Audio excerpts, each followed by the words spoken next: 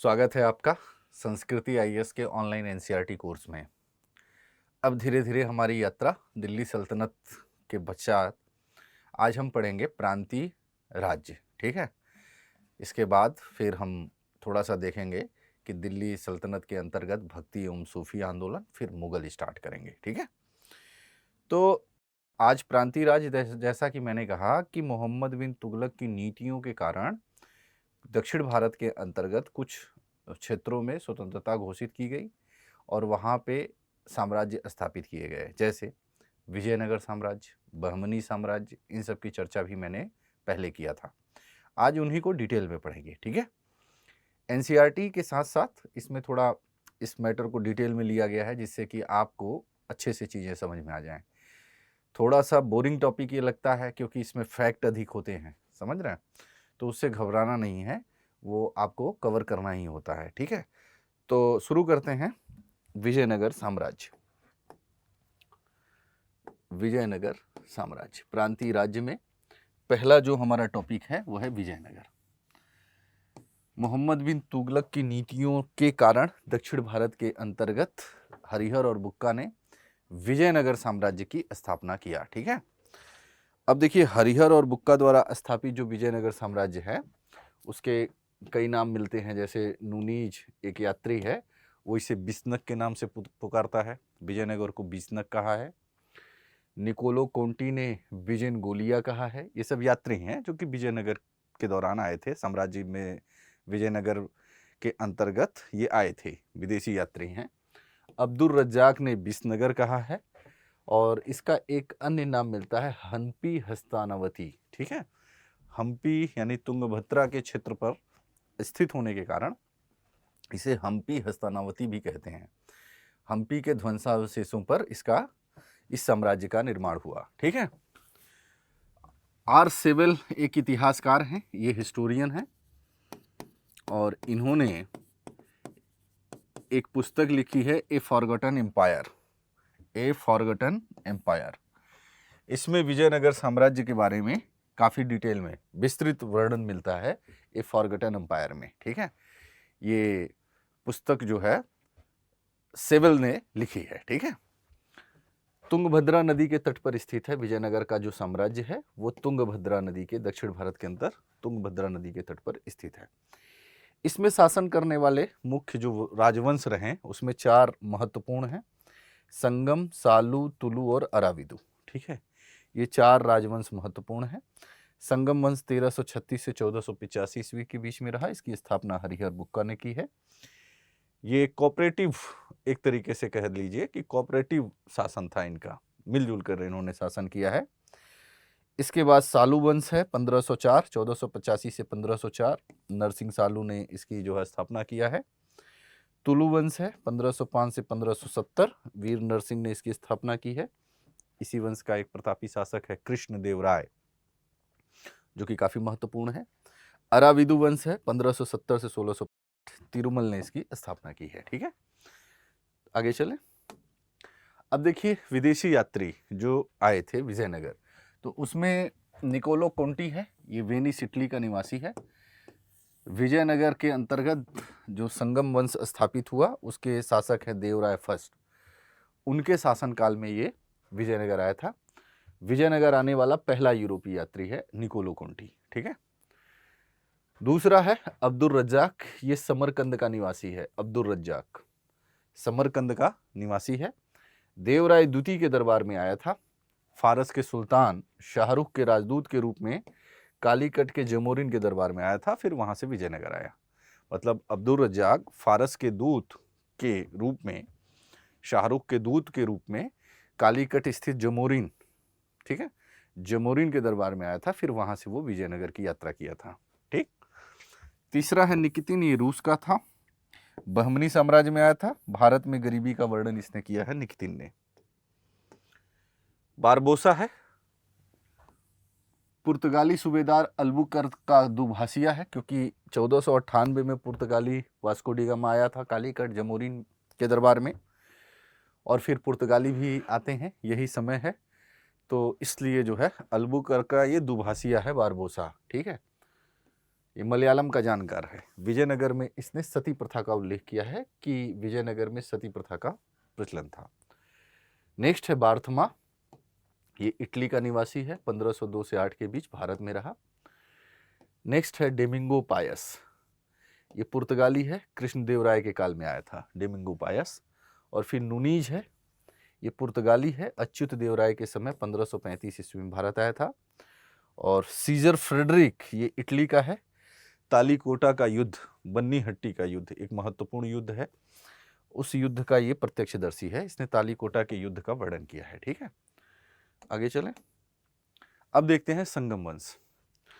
तो मोहम्मद बिन तुगलक ने क्या किया, जब दक्षिण भारत का अभियान कर रहा था तो उसने हरिहर बुक्का को गिरफ्तार कर लिया। ठीक है, मतलब उसी युद्ध के दौरान, और इनको इस्लाम धर्म में दीक्षित कर दिया था, समझ रहे हैं। लेकिन जब वो वापस उत्तर भारत आया तब इन्होंने विद्रोह कर दिया, और फिर विद्यारण्य की मदद से इन्होंने पुनः हिंदू धर्म में ये दीक्षित हुए। ठीक है, तो इन्होंने, हरिहर और बुक्का ने अपने पिता के नाम पर इस वंश का नाम संगम वंश रखा। संगम उनके पिता का नाम था, तो पिता के नाम पर इस वंश का नाम संगम वंश रखा। ठीक है, हरिहर बुक्का के पिता का नाम संगम था। ठीक है, मोहम्मद बिन तुगलक ने हरिहर और बुक्का को मुसलमान बना दिया था। दरअसल इसने, हरिहर और बुक्का ने एक विद्रोही को शरण दिया था, जिससे क्रोधित होकर मोहम्मद बिन तुगलक ने इन्हें बंदी बना लिया था और इन्हें इस्लाम में दीक्षित कर लिया था, तो मुसलमान बना दिया था। बाद में विद्यारण्य ने इन्हें हिंदू धर्म में दीक्षित किया, ये ध्यान रखना, इन्हें हिंदू धर्म में किसने दीक्षित किया, विद्यारण्य ने। ठीक है, इनकी जो राजधानी थी अनेगुंडी, संगम वंश की राजधानी अनेगुंडी थी। ठीक है, अब देखते हैं जो महत्वपूर्ण शासक हैं संगम वंश के अंतर्गत। तो सबसे पहले हरिहर, तो इसने होयसल पर विजय की। हरिहर और बुक्का ने सहकारिता के आधार पर साथ साथ शासन किया। ठीक है, संयुक्त शासन किया है, ये महत्वपूर्ण है। हरिहर की मृत्यु के पश्चात बुक्का आता है, बुक्का प्रथम, और इसकी उपाधि है वेद मार्ग प्रतिष्ठापक, 2 समुद्र का अधिपति। ठीक है, ये इसकी उपाधि है। राज सिंहासन का अवलंबी इसे कहा जाता है। इसने चीन में एक दूत मंडल भेजा था। तेलुगु महाकवि नचम सोम उसके दरबार में रहते थे, बुक्का के दरबार में तेलुगु महाकवि नचम सोम रहते थे। हरिहर द्वितीय है, इसकी उपाधि है राजव्यास, राज वाल्मीकि, महाराजाधिराज, राज परमेश्वर की। नानार्थ रत्नमाला के लेखक इरुगाथा जैन, नानार्थ रत्नमाला के लेखक हैं इरुगाथा जैन, वो इसके सेनापति थे। और इसके दरबार में हरिविलास के लेखक श्रीनाथ भी रहते थे। ठीक है, विद्वान है, तो उसके दरबार में रहते थे। नेक्स्ट है देवराय प्रथम, देवराय फर्स्ट। इसी के काल में फिरोज शाह बहमन, माने बहमनी शासक है फिरोज शाह, बहमनी शासक फिरोज शाह है, उसने विजयनगर साम्राज्य पर आक्रमण किया था। तो विजयनगर साम्राज्य पर आक्रमण क्यों किया था, क्योंकि कृष्णा तुंगभद्रा का जो दोआब है, मैंने पढ़ाया था, बताया था कि पल्लव चालुक्य संघर्षों के दौरान भी बताया कि वो कृष्णा तुंगभद्रा का वो क्षेत्र एक उपजाऊ भूभाग है, जिसके लिए विजयनगर शासक भी बहुत लंबे समय तक संघर्ष करते हैं। विजयनगर और बहमनी के बीच में भी वो संघर्ष का कारण बना, पल्लव चालुक्यों के बीच में वो संघर्ष का कारण था। तो बहमनी शासक है फिरोज शाह, वो विजयनगर पर आक्रमण करता है। ठीक है, उस समय देवराज प्रथम शासक था। इस युद्ध को सोनार की बेटी का युद्ध कहा जाता है। इसी के काल में इतालवी यात्री निकोलो कोंटी अपनी पत्नी के साथ आया था, ये ध्यान रखना, जो मैंने विदेशी यात्री पढ़ाया, तो देवराय प्रथम के ही काल में आया। इसने सेना में घोड़ों के महत्व को समझा और अरब से घोड़ों का आयात किया। ठीक है, घोड़ों का आयात किया अरब से। सेना में इसने मुसलमानों को भी भर्ती किया, ये महत्वपूर्ण तथ्य है, और हरिद्रा नदी पर बांध बनवाया। ठीक है, ये ध्यान रखना, देवराय प्रथम ने हरिद्रा नदी पर बांध बनवाया। नेक्स्ट है देवराय द्वितीय, इसे इमादी देवराय या गजबटेकर की उपाधि इसने ली। इसने सेना को और ताकतवर बनाने के लिए सेना में धनुर्धारियों की नियुक्ति की, सेना में धनुर्धारियों की नियुक्ति की, जिससे कि सेना की में शक्ति बढ़े। ठीक है, मुसलमानों को मस्जिद बनवाने की स्वतंत्रता दी। ठीक है, चूंकि इसकी सेना में मुसलमान भी थे, तो मुसलमानों को भी इसने धार्मिक सहिष्णुता की नीति अपनाई और उन्हें अपने धर्म के पालन की स्वतंत्रता दी, मस्जिद बनवाने की स्वतंत्रता दी। श्रीलंका का अभियान करता है देवराय द्वितीय, श्रीलंका का अभियान किया। समकालीन गजपति शासक कपिलेंद्र था उस समय, ठीक है। देवराय द्वितीय ने श्रीनाथ को कवि सार्वभौम की उपाधि दी। यहां देखिए हरिहर द्वितीय के काल में रहते थे श्रीनाथ, तो ये आगे भी रहे और श्रीनाथ को इसने कवि सार्वभौम की उपाधि दी, ठीक है, देवराय द्वितीय ने। विट्ठल स्वामी के मंदिर के निर्माण का कार्य इसने शुरू किया और इसी के समय फारस का दूत अब्दुल रज्जाक वो विजयनगर साम्राज्य आया था। इसके मंत्रियों में जैन और वैष्णव थे, दोनों थे, जबकि ईसाई इसके सलाहकार परिषद में थे। तो इस तरीके से आप देख सकते हैं कि ये धार्मिक रूप से क्या है, सहिष्णु हैं, तभी तो सभी धर्मों के लोग इनके दरबार में हैं, ठीक है। इसने लक्ष्मण को समुद्र व्यापार के लिए नियुक्त किया था। ये लक्ष्मण को दक्षिण समुद्र का स्वामी कहा गया है, ठीक है। तो लक्ष्मण नामक व्यक्ति को समुद्र व्यापार के लिए नियुक्त किया था और लक्ष्मण को दक्षिण समुद्र का स्वामी कहा गया है, ठीक है। आगे चलें। मल्लिकार्जुन है और इसकी उपाधि है मुम्मादि देवराय गजबटेकर की, इसने भी उपाधि ली है। विरूपाक्ष द्वितीय संगम वंश का अंतिम शासक था। और सालू नरसिंह ने नरसा नायक के माध्यम से सत्ता परिवर्तन करवा दिया और इसे इतिहास में प्रथम बलापहार के नाम से जाना जाता है, ठीक है। यानी इसे प्रथम बलापहार कहा गया, अर्थात संगम वंश की समाप्ति के पश्चात सालू वंश की स्थापना, ठीक है। तो सालू नरसिंह ने अपने सेना नायक नरसा नायक के माध्यम से इसे मरवा दिया, सत्ता परिवर्तन करा दिया, इसे इतिहास में प्रथम बलापहार के नाम से जाना जाता है, ठीक है। अब है सालू राजवंश। तो संस्थापक सालू नरसिंह है। तुलु प्रदेश पर अधिकार किया किसने, सालू नरसिंह ने तुलु प्रदेश पर अधिकार किया। फिर नरसा नायक के पुत्र हैं वीर नरसिंह, इसने इम्मादी नरसिंह की हत्या कर तुलु वंश की स्थापना की और ये द्वितीय बलापहार के नाम से जाना गया। तो सालू राजवंश भी बहुत लंबे समय तक नहीं टिक सका। तुलु राजवंश है, इसका एक महत्वपूर्ण स्थान है 1505 से 1570। इसके संस्थापक हैं वीर सिंह, उनकी उपाधि है भुजबल की, ठीक है। और इसी तुलु वंश का एक प्रतापी शासक है कृष्णदेवराय, या एक शब्द में कहें तो पूरा तुलु वंश इसी शासक के लिए जाना जाता है, कृष्णदेवराय। ये बड़ा ही महत्वपूर्ण शासक है। बाबर ने अपनी आत्मकथा में भी कृष्णदेवराय का उल्लेख किया है कि जब वो शासन कर रहा था तो दक्षिण के अंतर्गत एक प्रतापी शासक है जिसका नाम है कृष्णदेवराय, ठीक है। बाबर ने अपनी आत्मकथा में 2 हिंदू शासकों का उल्लेख किया है, जिसमें एक नाम कृष्णदेवराय का है और दूसरा राणा सांगा का है। इसकी उपाधि है यवन राज स्थापनाचार्य, आंध्र भोज, आंध्र पितामह, अभिनव भोज, ये इसकी उपाधि है। इसके पिता का नाम है नरसा नायक, माता का नाम है नागला, ठीक है। और माता के नाम पे इसने एक शहर भी बसाया है। माँ की याद में इसने नांगलपुर शहर बसाया था, ये महत्वपूर्ण है, ठीक है। 1512 ईस्वी में रायचूर दोआब, ठीक है, रायचूर दोआब पर इसने अधिकार कर लिया। गुलबर्ग, गोलकुंडा, बीदर, बीजापुर के सुल्तानों को इसने पराजित किया, ठीक है। तो रायचूर दोआब का वो क्षेत्र जिसे लेकर कभी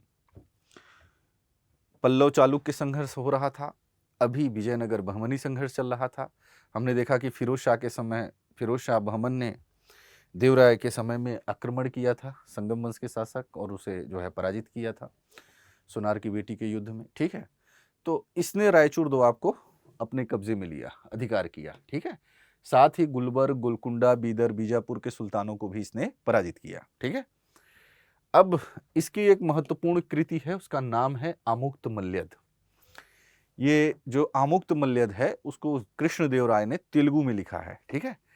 तो इसकी रचना कृष्णदेवराय ने तेलुगु में किया है, ठीक है।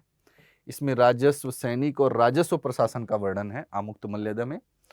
इसमें अलवार संत हैं, विष्णु चित्र की जीवनी है, उनकी गोद ली गई पुत्री गोदा और भगवान रंगनाथ के प्रेम का वर्णन है आमुक्त मल्यद में, ठीक है। साथ ही उसने संस्कृत में जाम्बवती कल्याणम, उषा परिणय और मदालसा चरित नामक ग्रंथ का भी रचना किया, आलेखन किया, ठीक है। तो ये ध्यान रखना है। कृष्णदेवराय का जो राज दरबार है वो भुवन विजय यानी विश्व विजय के नाम से विख्यात था, ठीक है। यानी विश्व विजय की कल्पना भुवन विजय के नाम से विख्यात था। हजारा मंदिर है, विठल स्वामी मंदिर है, चिदम्बरम मंदिर का निर्माण उसने कराया। कृष्णदेवराय ने विवाह कर हटाया, ये ध्यान रखना, यानी कि विजयनगर साम्राज्य के अंतर्गत विवाह पर भी टैक्स लिया जाता था, समझ रहे? और इस विवाह टैक्स को कृष्णदेवराय ने हटाया, ठीक है। कृष्णदेवराय के दरबार में तेलुगु भाषा के 8 कवि रहते थे, जिन्हें अष्टदिग्गज कहा गया है। क्या कहा गया? अष्टदिग्गज। कृष्णदेवराय के दरबार में तेलुगु भाषा के 8 कवि रहते थे, जिन्हें अष्टदिग्गज कहा जाता था। अष्टदिग्गज में जो प्रमुख था उसका नाम है अल्लासनी पेद्दन, और इन्हें आंध्र राज कवि की उपाधि दी थी, ठीक है, ये ध्यान रखना। अगला शासक है अच्युत देव राय, 1529 से 42, और इसी के समय बीजापुर के शासक हैं इब्राहिम आदिल खान ने विजयनगर पर आक्रमण किया और नांगलापुर को ध्वस्त कर दिया, ठीक है। यानी बीजापुर के शासक इब्राहिम आदिल शाह ने अच्युत देव राय के समय आक्रमण किया, कहाँ? विजयनगर पे, और फिर नांगलपुर, जिसकी स्थापना किसने किया था? कृष्णदेव राय ने, अपनी मां की स्मृति में बनवाया था, उसे ध्वस्त कर दिया। अच्युत देव राय के नायकरों की स्वेच्छाचारिता को रोकने के लिए महामंडलेश्वरों की नियुक्ति की। नायकर एक व्यवस्था है, नायकर एक अधिकारी हैं विजयनगर साम्राज्य के अंतर्गत, पढ़ेंगे प्रशासन में। तो इनकी स्वेच्छाचारिता को इसने जो है उस पर अंकुश लगाया। उसने जो है राजकवि राजनाथ डिंडिम ने उसकी उपलब्धियों को संस्कृत काव्य अच्युताराभ्युदय, ठीक है, में संकलित किया है। तिरुलांबा ने अच्युत देवराय और उसकी पत्नी वरदाम्बिका के विवाह का वर्णन वरदाम्बिका परिणय, ठीक है, वरदाम्बिका परिणय में किया है, ये ध्यान रखना। ये तिरुलांबा द्वारा लिखा गया है, ठीक है। आगे चलें। सदाशिव राय है। सदाशिव राय कृष्णदेवराय का पुत्र और तुलु वंश का अंतिम शासक है। वास्तविक सत्ता राम राय के हाथ में है, ठीक है। और इसी समय एक महत्वपूर्ण युद्ध हुआ था दक्षिण भारत के अंतर्गत, विजयनगर साम्राज्य के अंतर्गत, जिसे हम राक्षस तांगड़ी का युद्ध कहते हैं, तालीकोटा का युद्ध कहते हैं, और इसे बन्नी हट्टी के युद्ध के नाम से भी जाना जाता है। बन्नी हट्टी का युद्ध, ठीक है, बन्नी हट्टी का युद्ध, राक्षस तांगड़ी का युद्ध, ठीक है, या तालीकोटा का युद्ध, जो कि 1565 ईस्वी में हुआ। सीजर फ्रेडरिक इस युद्ध का एकमात्र प्रत्यक्षदर्शी है। तो इस युद्ध का जो प्रत्यक्षदर्शी था, यानी प्रत्यक्ष उल्लेख करने वाला, उसका नाम है सीजर फ्रेडरिक, ठीक है, ये ध्यान रखना। तो इसे बन्नी हट्टी का युद्ध कहा जाता है, तालीकोटा का युद्ध। सदाशिव राय और दक्षिण की 4 मुस्लिम रियासतें, जिनमें बीजापुर, अहमदनगर, गोलकुंडा और बीदर शामिल थे, उनके बीच में युद्ध हुआ था। सदाशिव राय पराजित हुआ था, ये ध्यान रखना, ठीक है। और ये काफी भीषण युद्ध हुआ था, काफी जो है इसमें जन धन की हानि हुई, क्षति हुई, ठीक है। आगे चलें। अब देखिए अराविदु वंश है, तो इसका संस्थापक है तिरुमल। पेनगुंडा को राजधानी बनाया था इसने। वेंकट द्वितीय है, इसकी राजधानी चंद्रगिरी को इसने राजधानी बनाई। पुर्तगालियों को बेलोर में चर्च बनाने की अनुमति दिया था, यह ध्यान रखना। स्पेन के साथ इसने राजनयिक संबंध स्थापित किया। दरबार में 2 जेसुइट चित्रकारों को संरक्षण दिया। ईसाइयों को धर्म प्रचार तथा गिरजाघर बनाने की इसने छूट दी, वेंकट द्वितीय ने, ठीक है। श्रीरंग तृतीय विजयनगर साम्राज्य और अराविदु वंश दोनों का अंतिम शासक था, यह ध्यान रखना, ठीक है। आगे चलें। अब विजयनगर साम्राज्य की सामाजिक स्थिति, ठीक है, इसको भी संक्षेप में पढ़ के एक ही साथ में कर लेते हैं, क्योंकि एनसीईआरटी में सांस्कृतिक उपलब्धियों के अंतर्गत बहुत सारी चीजें हैं, तो इसको हमने एक साथ कर लिया है। तो अल्लासिन पेदुना, इन्होंने मनुचरित्र में 4 जातियों का उल्लेख किया है, जैसे विप्रलु ब्राह्मण, राजुलु क्षत्रिय, मोति किरलतलु वैश्य और नलव जतिवरु शूद्र का उल्लेख किया है, ठीक है। ये 4 जैसे वर्ण हैं, वैसे ही 4 जातियां थी, ऐसा उल्लेख अल्लासिन पेदुना ने, जो कृष्णदेवराय के दरबार में था, अष्टदिग्गजों में शामिल था, अष्टदिग्गजों में अग्रणी था, उसने ऐसा उल्लेख किया है, ठीक है। समाज में ब्राह्मणों का सर्वाधिक सम्मान था। वीर पांचाल दस्तकारों का वर्ग था, जिसमें लोहार, स्वर्णकार, कांस्यकार, बढ़ई और मूर्तिकार शामिल थे। ठीक है, ये 5 जो दस्तकार वर्ग हैं उनको वीर पांचाल के नाम से जाना जाता था, जिसमें लोहार, स्वर्णकार, कांस्यकार, बढ़ई और मूर्तिकार शामिल थे। ठीक है, कृषक मजदूरों को कूदी के नाम से जाना जाता था। कूदी कृषक मजदूर थे। निकोलो कोंटी के अनुसार दास प्रथा विद्यमान थी, मतलब विजयनगर साम्राज्य के अंतर्गत दास प्रथा विद्यमान थी। दासों को बेसबग कहा जाता था। ठीक है, यानी समाज में दास प्रथा थी और निकोलो कोंटी कहता है कि दासों के लिए बेसबग, दासों को वो बेसबग कहता है। ठीक है, विजयनगर साम्राज्य के अंतर्गत अगर महिलाओं की स्थिति देखें तो सामान्यतः उन्नत थी। ठीक है, महिलाओं की स्थिति सामान्यतः उन्नत थी। किसी भी समाज की प्रगति, उन्नति उस समाज में महिलाओं की स्थिति से देखा जाता है। यही कारण है कि जब भी हम किसी कालखंड को पढ़ते हैं तो उस कालखंड की सामाजिक स्थिति को पढ़ते हैं तो महिलाओं की स्थिति को हम अलग से पढ़ते हैं। ठीक है, कि महिलाओं की स्थिति कैसी थी, तो महिलाओं की स्थिति सामान्यतः उन्नत थी। कुलीन वर्ग की जो महिलाएं होती थी वो संस्कृत और नृत्य संगीत में पारंगत थी। ठीक है, नूनीज ने महिला अंगरक्षक यानी महिलाएं अंगरक्षक के रूप में भी होती थी, ज्योतिषाचार्य के रूप में पहलवानी भी करती थी, लिपिका का भी कार्य करती थी, ऐसा वर्णन किया है नूनीज ने, यानी विजयनगर जो आया था यात्री। समाज में पर्दा प्रथा, बाल विवाह, दहेज प्रथा का प्रचलन नहीं था। ये ध्यान रखना, पर्दा प्रथा, बाल विवाह, दहेज मतलब महिलाओं से जुड़ी जो कुप्रथा थी उनका प्रचलन समाज में नहीं था विजयनगर के अंतर्गत। ठीक है, महानवमी पर्व जो होता था विजयनगर का जो है मुख्य राजकीय उत्सव होता था।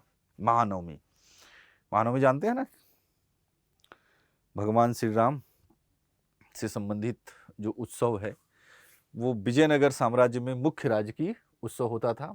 छाया नाटक, बोमलाट और यक्षगान ये प्रचलित थे। ठीक है, साहित्य देखें तो संस्कृत साहित्य, विजयनगर में उच्च वर्ग और अभिजात्य वर्ग की भाषा संस्कृत होती थी। माधवाचार्य ने सर्वदर्शन संग्रह और सायण ने सुधा निधि की रचना की। ठीक है, तो तेलुगु साहित्य के अंतर्गत अगर हम देखें तो श्रीनाथ अग्रणी थे, इन्होंने सर्वश्रेष्ठ कवि थे ये तेलुगु के, और इन्होंने हरिविलास, श्रृंगार दीपिका, श्रृंगार नैषध नामक ग्रंथ की रचना की। अष्टदिग्गज यानी 8 तेलुगु कवि थे कृष्णदेवराय के दरबार में, जिसमें अल्लासीन पेद्दन क्या थे, अग्रणी थे। पेद्दन ने मनुचरितम या स्वरोचि संभव की रचना की, हरिकथा सागर। ठीक है, भट्ट मूर्ति हैं, इन्होंने वसुचरित्र की रचना की। ठीक है, इसी तरीके से पिंगली सूरल हैं, हाँ, राघव पांडवीयम की रचना की। यह पुस्तक जो राघव पांडवीयम है वो एक तरफ से पढ़ने से रामायण और दूसरी तरफ से पढ़ने पर महाभारत की कथा है। ठीक है, बड़ी इंपॉर्टेंट है। तेनाली रामकृष्ण है, पांडुरंग महात्म्य की रचना की। नंदी तिम्मन है, परिजात हरण। धुरजट्टी हैं, कालहस्ती महात्म। रामभद्र हैं और अय्यल राजू। ठीक है, तो ये अष्ट दिग्गज हैं जो कृष्णदेवराय के दरबार में रहते थे, उनसे संबंधित जो महत्वपूर्ण ग्रंथ हैं। कन्नड़ साहित्य, तो मधुरा इस युग के पहले कन्नड़ भाषा के विद्वान थे। केतन ने दंडी के 10 कुमार चरित्र का अनुवाद किया, जिसे अभिनव दंडी की उपाधि मिली। ठीक है, तो विजयनगर साम्राज्य के अंतर्गत जो कहने का आशय है कि कन्नड़ साहित्य का भी विकास देखा जा सकता है। ठीक है, आगे चले। विजयनगर का प्रशासन, तो विजयनगर के अंतर्गत राजा की स्थिति सर्वोच्च थी, राजा को राय कहा जाता था। तो विजयनगर के अंतर्गत जो राजा था वो राय कहा जाता था, राजा को राय कहा जाता था, राय।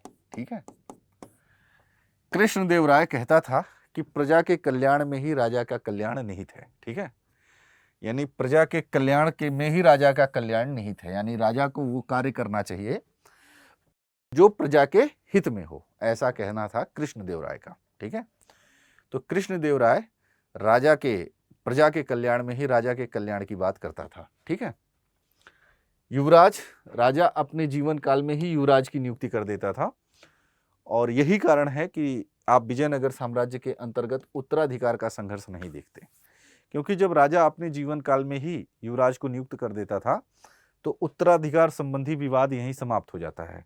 तो उत्तराधिकार संबंधी संघर्ष आपको विजयनगर साम्राज्य के अंतर्गत देखने को नहीं मिलता। ठीक है, मंत्रिपरिषद, ये 20 सदस्यीय मंत्रिपरिषद थी। इसकी बैठक जहां होती थी उसका नाम है वेंकट विलास मंडप, यानी मंत्रिपरिषद 20 सदस्यीय होती थी और इसकी बैठक वेंकट विलास मंडप में होती थी। ठीक है। केंद्र में सचिवालय व्यवस्था लागू थी। कर्णिक रायसम सचिवालय का प्रमुख था और रायसम मतलब सचिव को रायसम कहा जाता था। लेखाकार कर्णिकम कहलाता था। सेनबोर लिपिक था। ये प्रमुख जो है अधिकारी थे। विभाग को नियोग कहते थे। डिपार्टमेंट, पोर्टफोलियो, जो विभाग होते थे उनको नियोग कहा जाता था। नियोग, विभाग को नियोग कहा जाता था। ठीक है, ये ध्यान रखना। आगे चले।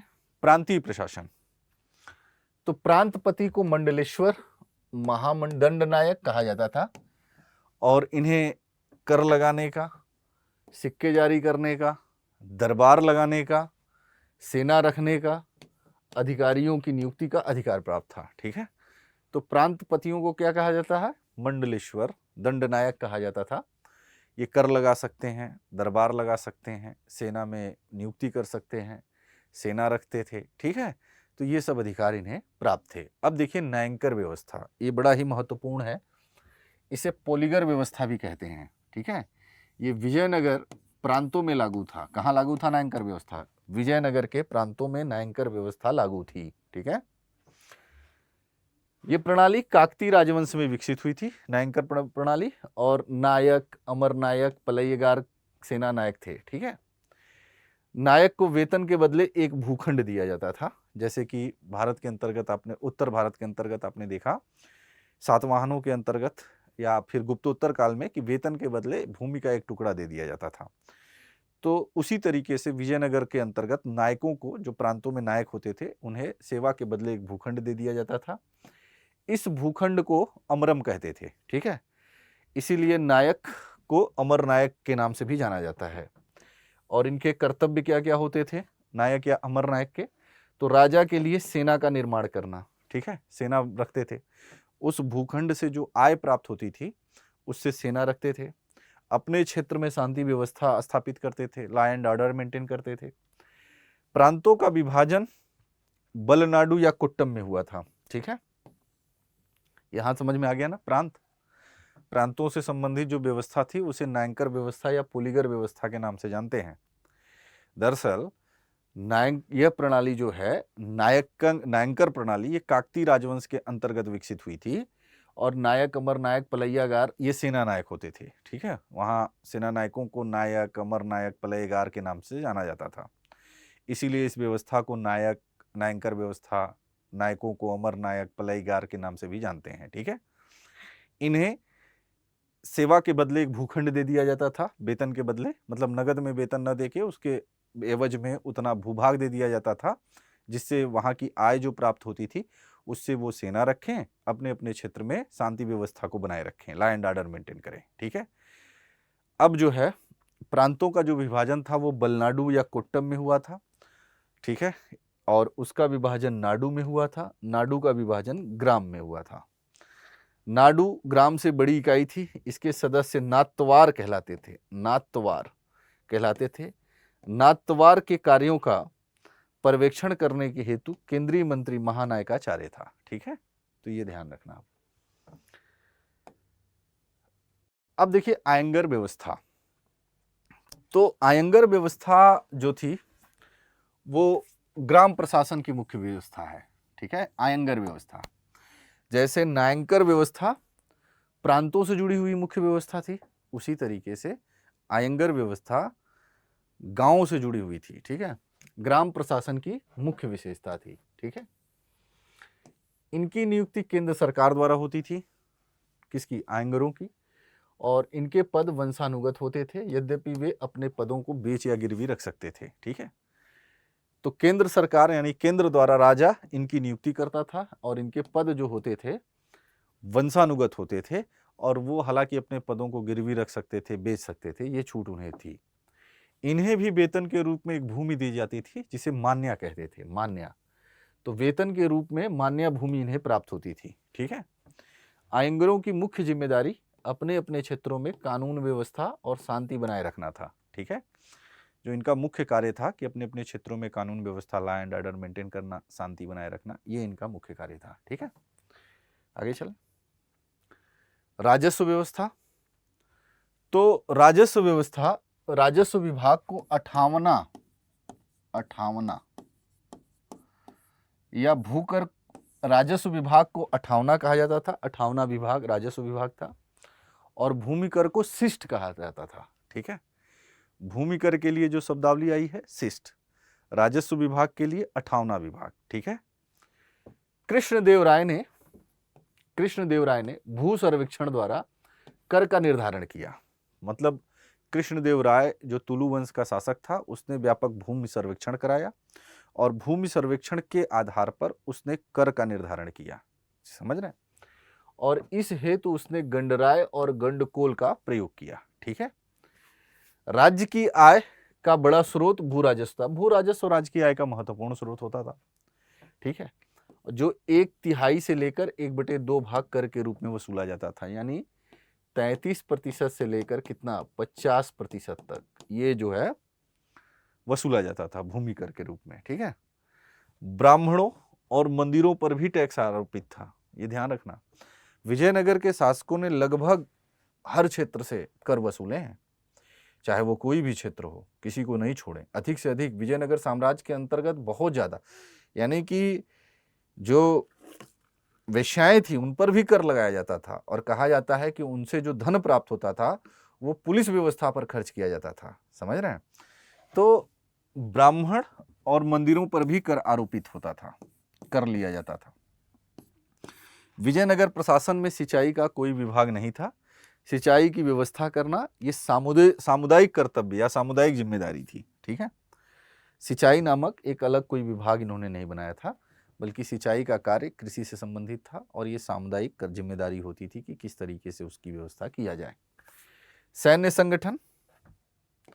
तो सेना के लिए जो है कदाचार, सेना के कदाचार कहा जाता था। सैनिकों को प्रशिक्षण हेतु नियमित विद्यालय थे। सैनिकों के लिए जो है प्रशिक्षण जहां होता था वहां नियमित विद्यालय हुआ करते थे। सेना में मुसलमान, पुर्तगाली, हिंदू सब थे। ठीक है, यानी मुसलमान और पुर्तगाली सैनिक भी होते थे। ठीक है, हिंदू के अतिरिक्त मुसलमान भी थे, पुर्तगाली भी थे। विजयनगर शासकों द्वारा आयातित, मतलब आयात करने वाली प्रमुख वस्तुओं में घोड़ा सर्वाधिक था। घोड़े का सर्वाधिक महत्व था। अरब से आयात करते थे। ठीक है, अरब से घोड़ों का आयात करते थे। चूंकि विजयनगर और बहमनी के बीच में एक लंबा संघर्ष होता था, संघर्ष चलता रहता था, तो इस स्थिति से बचने के लिए वो घोड़े के महत्व को समझा गया और वहां से जो है घोड़ों का सर्वाधिक महत्व था सेना में। ठीक है, अरब से आयात करते थे। विजयनगर नरेशों के जहाज मालदीव में बनते थे।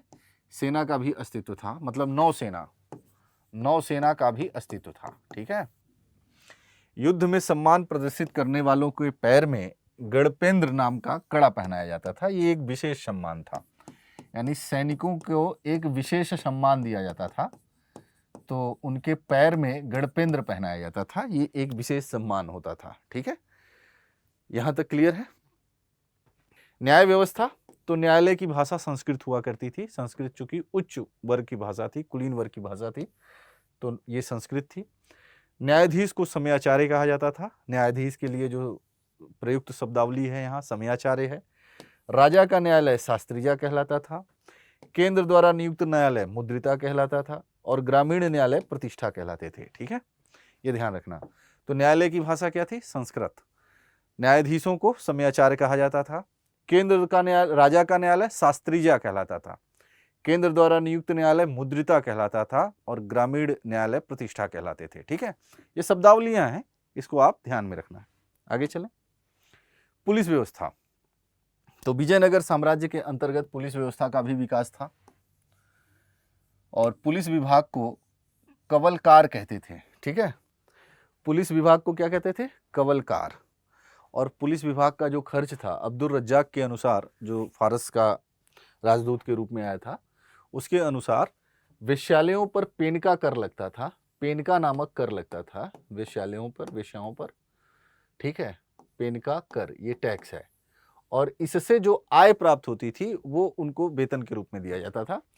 इस कर से प्राप्त आय से पुलिस विभाग का खर्च चलता था। यानी पुलिस विभाग का खर्च वेश्यालयों पर जो कर, पेनका नामक कर लगाया जाता था, उससे जो आय प्राप्त होती थी उससे चलता था। ऐसा अब्दुल रज्जाक ने वर्णन किया है, उल्लेख किया है। ठीक है, आगे चले।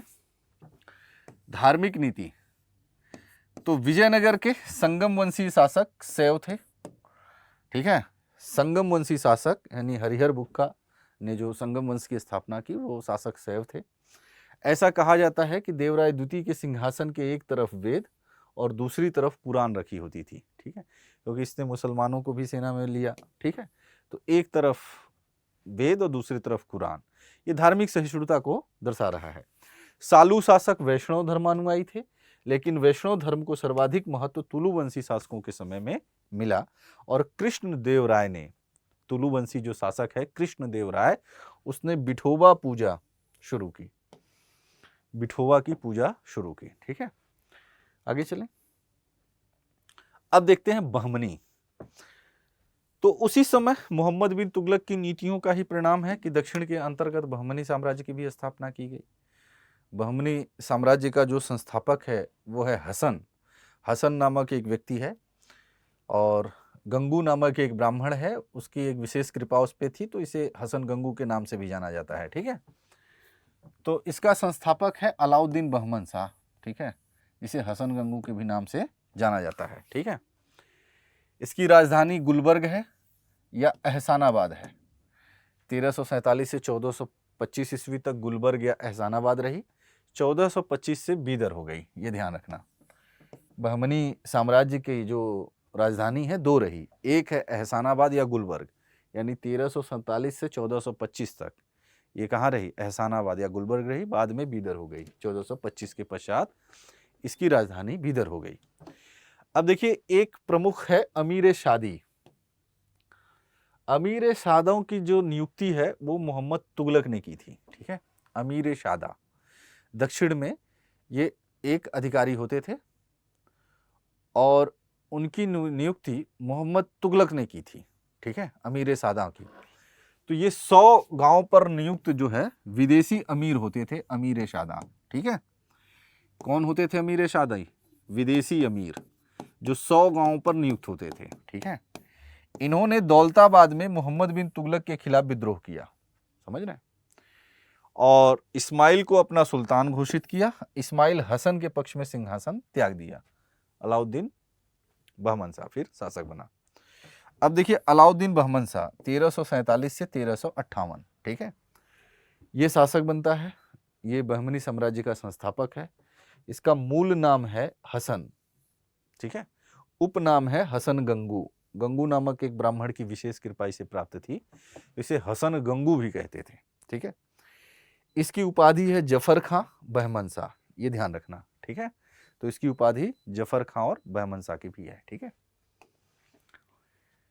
अब देखिए, तो हसन गंगू जो है ना, इसने हिंदुओं से जजिया न लेने का आदेश दिया।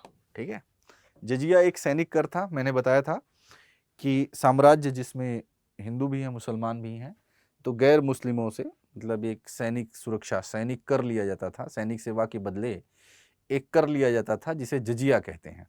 तो हसन गंगू ने हिंदुओं से जजिया नहीं लेने का जो है आदेश दिया। इसने पश्चिम तट पर स्थित दाम्भुल बंदरगाह पर अधिकार किया। ठीक है, पश्चिमी तट के दाम्भुल बंदरगाह पर यह अधिकार करता है। अपने साम्राज्य का विभाजन 4 तरफों में किया, तरफ मतलब प्रांत, 4 प्रांतों में किया था, बीदर, बरार, गुलबर्गा और दौलताबाद। ठीक है, तो हसन गंगू ने अपने साम्राज्य को 4 प्रांतों में बांटा था, जिसमें बीदर है, बरार है, गुलबर्गा और दौलताबाद है। ठीक है, यहाँ तक क्लियर है। अब देखते हैं रायचूर दोआब। तो कृष्णा और तुंगभद्रा के बीच का ये क्षेत्र है जिसे हम रायचूर दोआब के नाम से जानते हैं। दोआब का अर्थ समझते हैं, ज्योग्राफी में पढ़ा होगा आप लोगों ने। दोआब का अर्थ होता है दो नदियों के बीच से, दो नदियों द्वारा सिंचित क्षेत्र या दो नदियों के बीच का क्षेत्र, दोआब। जैसे गंगा यमुना दोआब, हाँ, उत्तर भारत के अंतर्गत है, दक्षिण भारत के अंतर्गत रायचूर दोआब। तो ऐसे क्षेत्र जो दोआब होते हैं ना, बहुत उपजाऊ होते हैं, और ऐसे क्षेत्रों को लेकर निरंतर संघर्ष की स्थिति बनी होती है। तो उत्तर भारत में भी बनी रही, दक्षिण भारत में भी हुआ रायचूर दोआब। ठीक, तो कृष्णा तुंगभद्रा के बीच में रायचूर दोआब का क्षेत्र स्थिर था और इसी को लेकर विजयनगर और बहमनी के बीच में एक लंबा संघर्ष होता रहा। ठीक है, कभी इसी क्षेत्र के लिए पल्लव चालुक्य लड़ते थे, बाद में विजयनगर और बहमनी शासक इसी क्षेत्र के लिए युद्धरत हुए, रायचूर दोआब। ठीक है, अब बात समझ में आई। मोहम्मद शाह प्रथम, ठीक है, 1358 से 1375। इसका मूल नाम है जफर खां। इसने वारंगल के शासक कापा नायक को गोलकुंडा का किला छीन लिया। वारंगल के जो शासक हैं कापा नायक, उनसे इसने वारंगल गोलकुंडा का किला छीन लिया। बुक्का प्रथम से युद्ध हुआ, बुक्का से संधि हुई और फिर दोनों ने एक बात तय हुई कि युद्ध बंदियों और निशस्त्र प्रजा को न मारने का संकल्प लिया। ठीक है, ये महत्वपूर्ण संधि है। यानी बुक्का यानी संगम वंश का शासक है, तो विजयनगर और बहमनी का संघर्ष हुआ और इसने जो है इसका बुक्का से संघर्ष हुआ, यही रायचूर दोआब के क्षेत्रों को लेकर, और जिसके तहत फिर बाद में दोनों के बीच में संधि हुई और युद्धबंदी और निशस्त्र प्रजा पर उनको न मारने का संकल्प लिया गया उस संधि के तहत। ठीक है, अगला महत्वपूर्ण शासक है ताजुद्दीन फिरोज शाह। तो ताजुद्दीन फिरोज शाह अगला शासक है। इसका टाइम पीरियड है 1397 से 1422। तैमूर लंग फिरोज को अपना पुत्र कहा था। ठीक है, तैमूर ने फिरोज को अपना पुत्र कहा है। ठीक है, फिरोज शाह फारसी, अरबी, तुर्की, तेलुगु, कन्नड़, मराठी भाषाओं का जानकार था। ठीक है, दौलताबाद में फिरोजाबाद शहर की इसने स्थापना की और एक नक्षत्रशाला का निर्माण कराया। दौलताबाद, ठीक है, में फिरोजाबाद नामक शहर बसाया और एक नक्षत्रशाला का भी निर्माण दौलताबाद में इसने कराया। ठीक है, इसने विदेशी मुसलमान या अफाकियों को बहमनी साम्राज्य में आकर अस्थायी रूप से बसने के लिए प्रोत्साहित किया। ठीक है, और यही नीति इसकी जो है बड़ी घातक हुई वह बहमनी साम्राज्य के लिए, क्योंकि आगे चलकर इस नीति के परिणाम स्वरूप साम्राज्य में गुटबंदी को प्रोत्साहन मिला। एक तरफ दरबारी गुट हो गए, फिर दूसरी तरफ विदेशी मुसलमानों का गुट बना और एक तरफ फिर आगे चल के एक और गुट बना भारतीय मुसलमानों का। तो गुटबंदी की स्थिति में साम्राज्य कोई बेहतर निष्पादन नहीं कर पाता है, तो इसने विदेशी मुसलमान या अफाकियों को बहमनी साम्राज्य में आकर अस्थायी रूप से बसने के लिए प्रोत्साहित किया। इसने बहमनी राज्य अफाकी एवं दक्कनी मुसलमानों के दो गुट बन गए। ठीक है, दरबारी गुटबंदी साम्राज्य के पतन का कारण बनी। भाई अपने अपने निहित स्वार्थों के लिए लड़ते रहे तो कोई इस तरीके का प्रगतिशील कार्य ही नहीं हो पाया, तो दरबारी गुटबंदी साम्राज्य के पतन का कारण बना। ठीक है, तो फिरोज शाह ने विदेशी मुसलमान जिसे अफाकी कहते हैं, अफाकियों को बहमनी साम्राज्य में आकर बसने के लिए, अस्थायी रूप से बसने के लिए प्रोत्साहित किया, आमंत्रित किया, उन्हें अस्थायी रूप से बसाया। इससे बहमनी साम्राज्य जो था वो दो गुट बन गए वहाँ, एक अफाकियों का गुट बना, एक दक्कनी मुसलमानों का गुट बना जो दरबारी थे। दरबारी गुट में गुटबंदी होने लगी, अफाकियों का अलग गुट बना, दक्कनी मुसलमानों का अलग गुट बना, आगे चल के भारतीय मुसलमानों का भी गुट बनेगा। इससे साम्राज्य के पतन का मार्ग प्रशस्त हुआ। ठीक है, फिरोज शाह ने दलगत राजनीति को संतुलित करने के लिए प्रशासन में बड़े पैमाने पर हिंदुओं की नियुक्ति की। अब इनका भी एक गुट बनेगा, मतलब इस स्थिति को संतुलित करने के लिए उसने बड़े पैमाने पर हिंदुओं को भी अपने साम्राज्य के अंतर्गत नियुक्त किया। ठीक है, अहमद शाह 1422 से 1436, उपाधि वली या संत की इनकी उपाधि है। अहमद शाह ने वारंगल जीता। ठीक है, इसने 1425 ईस्वी में गुलबर्ग की जगह बीदर को अपनी राजधानी बनाया और इस नवीन राजधानी को मुहम्मदाबाद नाम दिया। ठीक है, 1425 में गुलबर्ग की जगह इसने बीदर को राजधानी बनाया। ठीक है, हमने कहा था कि बहमनी साम्राज्य की कितनी दो राजधानियां हैं, एक गुलबर्ग है एहसानाबाद और दूसरा बीदर। 1425 तो अहमद शाह ने बीदर को अपनी राजधानी बनाया और उसे मुहम्मदाबाद नाम दिया, ये ध्यान रखना। अहमद शाह के काल में दलगत राजनीति ने सांप्रदायिक रूप ले लिया, समझ रहे हैं, मतलब मुसलमान अफाकी दक्कनी मुसलमान और इधर हिंदू, तो सांप्रदायिक स्वरूप ले लिया। ठीक है। अहमद शाह द्वितीय है 1436 से 1458, और सर्वप्रथम महमूद गवां को राज्य की सेवा में इसने लिया था, अहमद शाह द्वितीय ने। ठीक है। अब महमूद गवां इसके समय में आ गया, जो कि एक योग्य सेनापति था। नेक्स्ट है हुमायूं। हुमायूं को एक जालिम सुल्तान कहा जाता है, इसको जालिम की उपाधि दी गई। ठीक है। इसे दक्कन का नीरो भी कहा जाता है। इसने महमूद गवां को प्रधानमंत्री नियुक्त किया। ठीक है। इसने प्रशासनिक परिषद की स्थापना की हुमायूं ने, जिसमें राजमाता महमूद गवां सहित 4 व्यक्ति सम्मिलित थे। ठीक है। मोहम्मद शाह तृतीय, महमूद गवां प्रधानमंत्री था। ठीक है। अब देखिए वजीर महमूद गवां। अब जो मोहम्मद शाह तृतीय का काल है वो महमूद गवां के लिए जाना जाएगा। ठीक है। तो इसकी उपाधि है मलिक उत तुजार ख्वाजा जहां। ठीक है। महमूद गवां की उपाधि है मलिक उत तुजार ख्वाजा जहां की उपाधि है महमूद गवां की। पर्शिया का मूल निवासी है, रहने वाला है पर्शिया का, ईरान क्षेत्र का रहने वाला है। एक व्यापारी के रूप में बहमनी राज्य में आया था महमूद गवां। एक व्यापारी था और व्यापारी के रूप में वो बहमनी साम्राज्य के अंतर्गत आया था। महमूद गवां ने विजयनगर से दाभोल और गोवा का क्षेत्र जीत लिया। ठीक है। यानी विजयनगर से इसने दाभोल और गोवा को छीन लिया, जीत लिया। संपूर्ण साम्राज्य की भूमि का संरक्षण कराया और इस हेतु उसने तगा नामक स्केल का विकास किया। ठीक है। यानी तगा नामक स्केल के माध्यम से संपूर्ण साम्राज्य की भूमि का उसने क्या किया, सर्वेक्षण कराया महमूद गवां ने। ठीक है। बीदर में उसने एक विद्यालय की स्थापना की। ठीक है, शिक्षा के लिए। रोजत उल इंसा, मनाजिर उल इंसा, दीवान असरा, ये महमूद गवां द्वारा लिखित पुस्तकें हैं। विद्वान भी था, समझ रहे हैं। इसने मिस्र और तुर्की के साथ पत्र व्यवहार किया और इन पत्रों के संग्रह को रियाजुल इंसा कहा जाता है। रियाजुल इंसा। ठीक है। मतलब जो उसने मिस्र और तुर्की के साथ पत्र व्यवहार किया उसका संग्रह किया गया, जिसे रियाजुल इंसा के नाम से जाना जाता है। तो रियाजुल इंसा क्या है, पत्रों का संग्रह है। ठीक है। मोहम्मद तृतीय ने राजद्रोह के आरोप में महमूद गवां को फांसी की सजा दे दी थी और मीडोज टेलर ने इसी संदर्भ में कहा है कि महमूद गवां की मृत्यु के साथ ही बहमनी राज्य की पूरी बुद्धिमत्ता और सयानापन समाप्त हो गया। समझ गए। मोहम्मद तृतीय के समय में वजीर महमूद गवां, इसकी उपाधि है मलिक उत ताजूर और ख्वाजा जहां की। ठीक है। पर्शिया का मूल निवासी है, ईरान क्षेत्र का, और एक व्यापारी के रूप में वो आया था बहमनी साम्राज्य में। विजयनगर से दाभोल और गोवा को ये जीत लेता है। संपूर्ण साम्राज्य का तगा नामक स्केल से संपूर्ण साम्राज्य का वो भूमि का सर्वेक्षण कराया था। बीदर में उसने एक विद्यालय भी स्थापित किया था, क्योंकि बीदर अब राजधानी हो गई है 1425 के बाद। तो वहाँ एक विद्यालय की भी स्थापना किया। खुद बहुत बड़ा विद्वान था। रोजत उल इंसा, मनाजिर उल इंसा, दीवान असरा, इन सब पुस्तकों की रचना उसने की। मिस्र और तुर्की के साथ उसने पत्र व्यवहार भी किया, जिसका संकलन रियाजुल इंसा के नाम से जाना जाता है।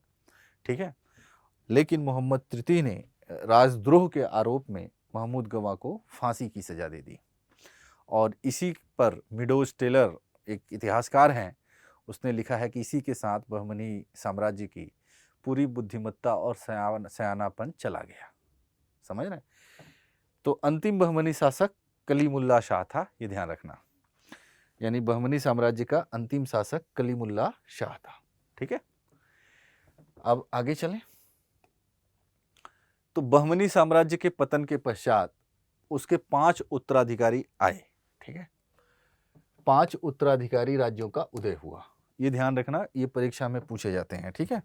तो जब बहमनी साम्राज्य का पतन हो गया तो वो 5 छोटे छोटे क्षेत्रों में बटा। जैसे बीजापुर में आदिल शाही वंश आया, उसका संस्थापक था यूसुफ आदिल शाह, और फिर बाद में इसे औरंगजेब ने मुगल साम्राज्य के अंतर्गत मिला लिया।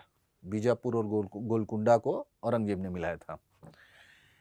अहमदनगर, ये निजाम शाही, यहाँ निजाम शाही वंश की स्थापना हुई। मलिक अहमद उसका संस्थापक था। शाहजहां के काल में इसे जो है, मुगल शासक शाहजहां के काल में इसे मुगल वंश साम्राज्य के अंतर्गत मिला लिया गया। ठीक है।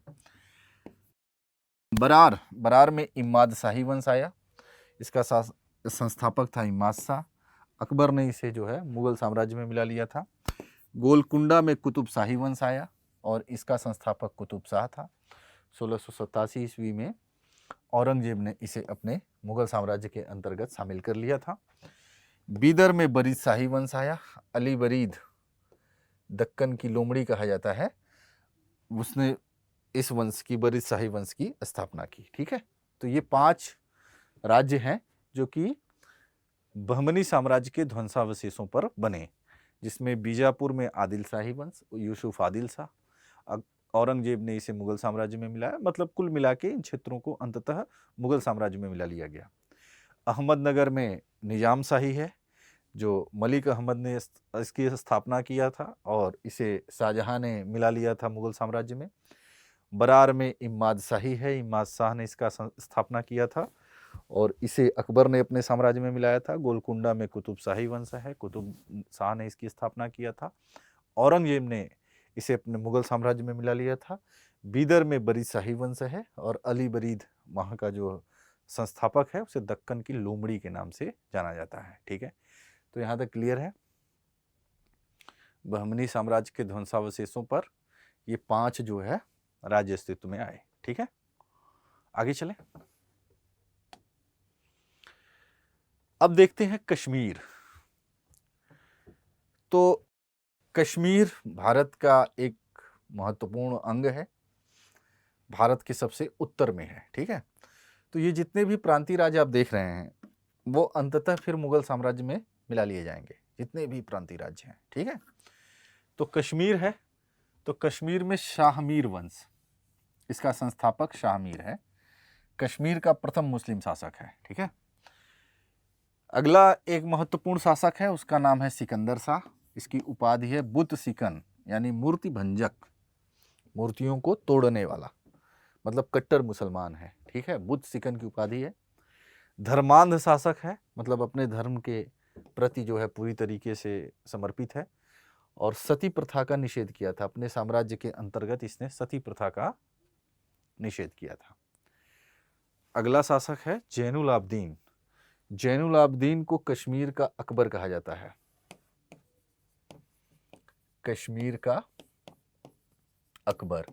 अब आप जब मुगल काल पढ़ेंगे ना, तो अकबर के जितने भी सुधार हैं वो लगभग कश्मीर में जैनुल आबदीन द्वारा किए जा चुके थे, इसीलिए जैनुल आबदीन को कश्मीर का अकबर कहा जाता है। ठीक है। मूल नाम है इनका शाही खां। मूल नाम क्या है? शाही खां। इनकी उपाधि थी कुतुब की, क्योंकि इसी नाम से ये कविताएं करता था, कुतुब नाम से कविताएं करता था। जैनुल आबदीन जैसे सिकंदर शाह किस नाम से करता था? गुलरुख नाम से। सिकंदर लोदी गुलरुख नाम से कविताएं करता था। अच्छा, यहाँ भी सिकंदर शाह है, कंफ्यूज मत होइएगा, ये लोदी शासक की बात हो रही है। सिकंदर लोदी वो गुलरुख नाम से कविताएं करता था। ठीक है। उसी तरीके से जैनुल आबदीन कुतुब मतलब चाँद होता है ना, कुतुब नाम से कविताएं करता था, तो इसका उपाधि है कुतुब। इसे कश्मीर का अकबर कहा जाता है क्योंकि इसने वो सभी सुधार किए जो आगे परवर्ती काल में अकबर द्वारा किए गए थे। वो सभी सुधार जैनुल आबदीन ने भी किए। इसने जजिया और गोवध, गाय के वध को अपने साम्राज्य में समाप्त किया था। जजिया हिंदुओं से लिया जाने वाला एक कर था, सुरक्षा के बदले लिया जाने वाला एक सैनिक कर था, और इसने जो है गोवध को भी समाप्त किया। ठीक है। तो ये क्लियर है। यहाँ पे आगे चलें। सती प्रथा पर इसने प्रतिबंध लगाया। ठीक है। किसने? जैनुल आबदीन ने। सती प्रथा एक अमानवीय प्रथा थी और इस पर इसने प्रतिबंध लगाया था। ठीक है। वुलर झील,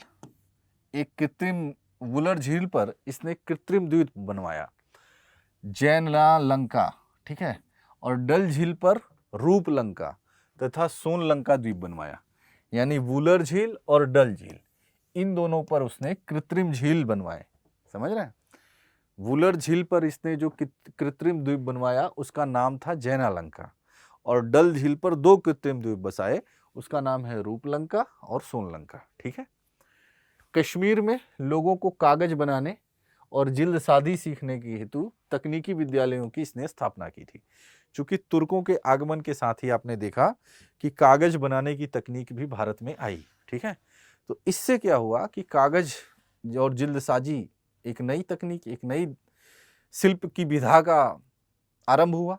तो इसने जो है कश्मीर के अंतर्गत वहां के लोगों को कागज बनाने, जिल्दसाजी करने के लिए तकनीकी विद्यालय की स्थापना की थी, ठीक है। शिकायतनामा की रचना की, ठीक है। जैनुल आबदीन ने शिकायत नामक ग्रंथ की रचना की और ये कई भाषाओं का विद्वान था, जैसे फारसी, कश्मीरी, संस्कृत, तिब्बती भाषाओं में पारंगत था जैनुल आबदीन। मतलब फारसी में भी है, तिब्बती में भी है, संस्कृत में भी है, बहुत भाषाओं का जानकार है, ठीक है, जैनुल आबदीन।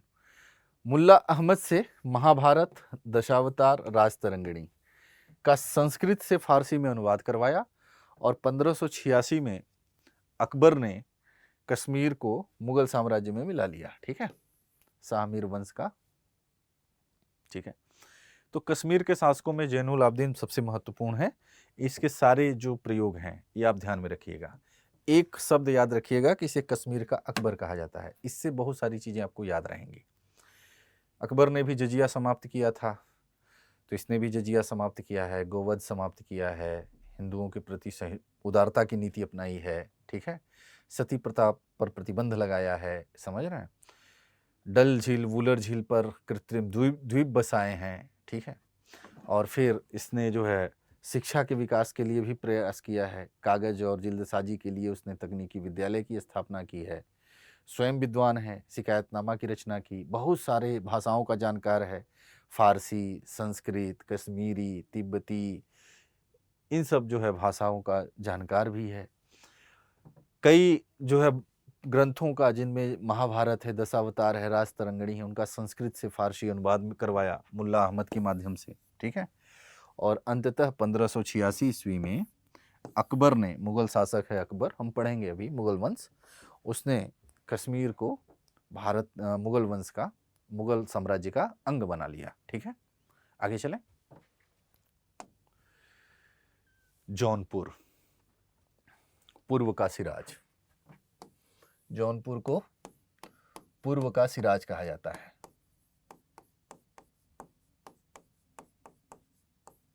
ठीक है।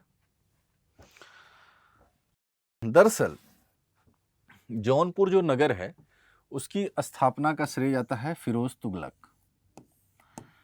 बंगाल अभियान से लौट रहा था और 1359 में अपने बड़े भाई जौना खां की याद में, बड़े भाई जौना खां के नाम पर उसने जौनपुर नामक शहर बसाया। जौना खां किसका नाम है? मोहम्मद तुगलक का, ठीक है। तो अपने बड़े भाई जौना खां की याद में जौनपुर नामक शहर बसाया, ठीक है। किसने? फिरोज तुगलक ने। बंगाल अभियान से लौट रहा था, रास्ते में पड़ा जौनपुर। जौनपुर शिक्षा का प्रमुख केंद्र था और यही कारण है कि जौनपुर को सिराजे हिंद या पूर्व का सिराज कहा जाता है। शुरू से ही जौनपुर में शिक्षा की जो क्रांति है वो जौनपुर में शुरू से ही थी। शिक्षा के लिए मशहूर है जौनपुर। आज भी आप देखेंगे कि शिक्षा के लिए जौनपुर बहुत ही रिच है। सिविल सेवा जो लोग तैयारी करेंगे फ्यूचर में, या जो लोग वहाँ से जुड़े होंगे, जो जानते होंगे, तो जौनपुर आज भी प्रशासनिक सब अधिकारियों के मामले में बहुत आगे है।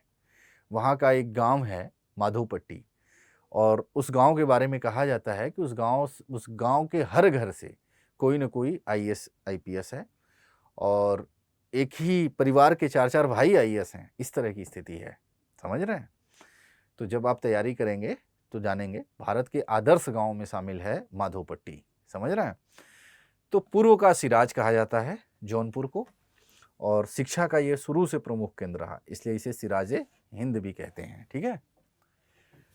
ख्वाजा जहां मलिक सरवर, इसने जौनपुर को एक राज्य में बदल दिया और उसकी उपाधि पूर्व का स्वामी थी। इसे जौनपुर में, यानी मलिक सरवर ने जौनपुर में सरकी वंश की स्थापना किया, ठीक है, ऐसे कहना।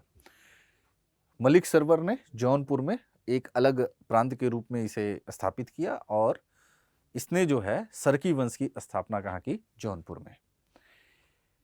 मुबारक शाह है सरकी वंश का ही सर्वप्रथम सुल्तान की उपाधि धारण किया। फिर इब्राहिम शाह आता है, सिराजे हिंद की उपाधि धारण की, और शर्की शैली का जन्मदाता माना जाता है इब्राहिम शाह को। ठीक है, जैसे शर्की शैली में अटाला मस्जिद का निर्माण हुआ है, जो लोग जौनपुर में होंगे वो देखे होंगे कि अटाला मस्जिद जो वहाँ पे बनी हुई है वो शर्की शैली में बनी हुई है। ठीक है, ख्याल गायकी का भी विकास होता है।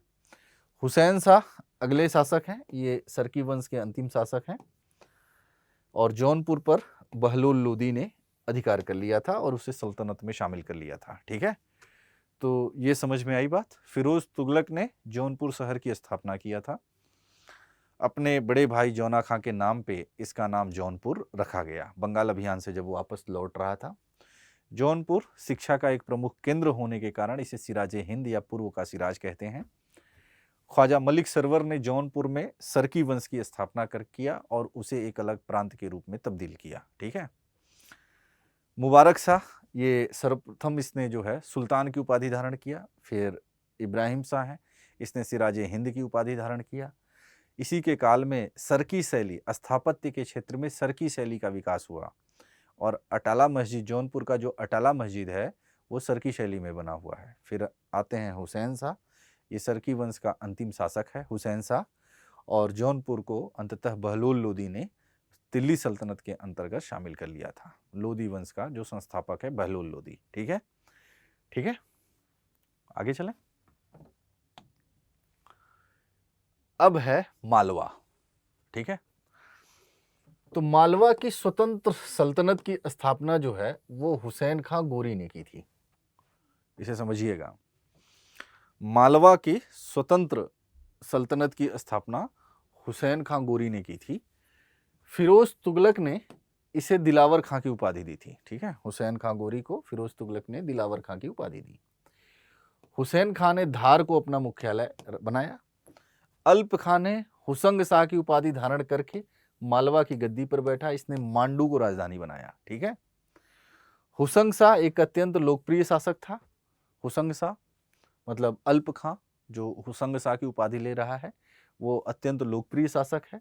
उसने बहुसंख्यक हिंदुओं को मालवा में बसने के लिए प्रोत्साहित किया और हिंदुओं को मंदिर निर्मित कराने की पूर्ण स्वतंत्रता दी। ठीक है, हुसंग शाह ने होशंगाबाद नगर की स्थापना की। ठीक है, अब देखिए महमूद खिलजी प्रथम। तो मालवा के सुल्तान में जो सर्वाधिक शक्तिशाली माना जाता है उसका नाम है महमूद खिलजी। ठीक है, मेवाड़ के राजा कुंभा से हुए युद्ध में, मतलब राणा कुंभा से इसका युद्ध हुआ था और दोनों ने इस युद्ध में अपने अपने विजय की घोषणा की। इसने कहा कि मैं जीता हूं, उन्होंने कहा वो जीते हैं। और इस विजय के उपलक्ष्य में महमूद ने चित्तौड़ में विजय स्तंभ मतलब कीर्ति स्तंभ बनवाया। महमूद ने इस विजय के उपलक्ष्य में राणा कुंभा ने, यहां लिखिए, राणा कुंभा ने चित्तौड़ में विजय स्तंभ या कीर्ति स्तंभ बनवाया और महमूद ने मांडू में जहाज 7 मंजिलों वाला स्तंभ स्थापित किया। ठीक है, तो इसे फिर से समझ लीजिए। मेवाड़ के राणा कुंभा से इसका युद्ध हुआ था और दोनों ने युद्ध में अपने अपने विजय होने की बात कही। चित्तौड़ में राणा कुंभा ने इस विजय के उपलक्ष्य में विजय स्तंभ या कीर्ति स्तंभ स्थापित किया। वहीं महमूद ने मांडू में 7 मंजिलों वाला स्तंभ स्थापित किया। ठीक है, इसने मांडू में एक चिकित्सालय, आवासीय महाविद्यालय की स्थापना भी किया। ठीक है, महमूद द्वितीय। ठीक है, महमूद द्वितीय, इसने मेदिनी राय को अपना वजीर नियुक्त किया था। 1531 में गुजरात के शासक बहादुर शाह ने मालवा को गुजरात राज्य में मिला लिया और 1562 में अकबर ने बाज बहादुर को पराजित करके मालवा को मुगल साम्राज्य में शामिल कर लिया। यानी इस तरीके से 1562 में मालवा भी किस में शामिल हो गया? मुगल साम्राज्य के अधीन हो गया। नेक्स्ट गुजरात है।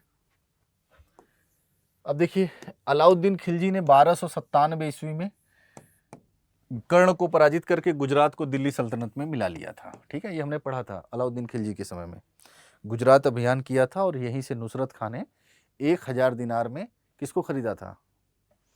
मलिक काफूर को। इसीलिए मलिक काफूर को 1000 दिनारी भी कहते हैं। तो उस समय शासक था गुजरात का कर्ण। तो कर्ण को पराजित करके उसने जो है उसको दिल्ली सल्तनत में मिलाया था। जफर खां को मोहम्मद बिन तुगलक ने गुजरात का सूबेदार बनाया और 1407 में जफर खां ने मुजफ्फर शाह की उपाधि धारण करके स्वयं सुल्तान घोषित कर दिया। मतलब कि उसने मोहम्मद बिन तुगलक या तुगलक वंश की अधीनता से मुक्त हो गया। आई बात समझ में? गुजरात को दिल्ली सल्तनत का अंग बनाने वाला शासक अलाउद्दीन। अलाउद्दीन ने गुजरात पर आक्रमण किया। उस समय गुजरात का शासक कर्ण था, उसको पराजित किया और उसको दिल्ली सल्तनत का अंग बनाया। तुगलक ने मोहम्मद बिन तुगलक ने जफर खां को गुजरात का सूबेदार बनाया और 1407 ईस्वी में जफर खां ने मुजफ्फर शाह की उपाधि धारण की और स्वयं को सुल्तान घोषित कर दिया। ठीक है। अगला है अहमद शाह प्रथम। ये गुजरात का वास्तविक संस्थापक था, मतलब गुजरात राज्य का वास्तविक संस्थापक था अहमद शाह। ठीक है। इसने अहमदाबाद नगर की स्थापना की है। ठीक है। अहमदाबाद बहुत ही प्रसिद्ध शहर है गुजरात का, अहमदाबाद। तो अहमदाबाद नगर की स्थापना अहमद शाह ने की है। ठीक है। उसे अपनी राजधानी बनाया था, गुजरात की राजधानी थी उस समय। अहमद शाह ने सर्वप्रथम गुजरात में जजिया लगाया था, ये ध्यान रखना। यानी अहमद शाह ने हिंदुओं पर, गैर मुस्लिमों पर जजिया आरोपित किया।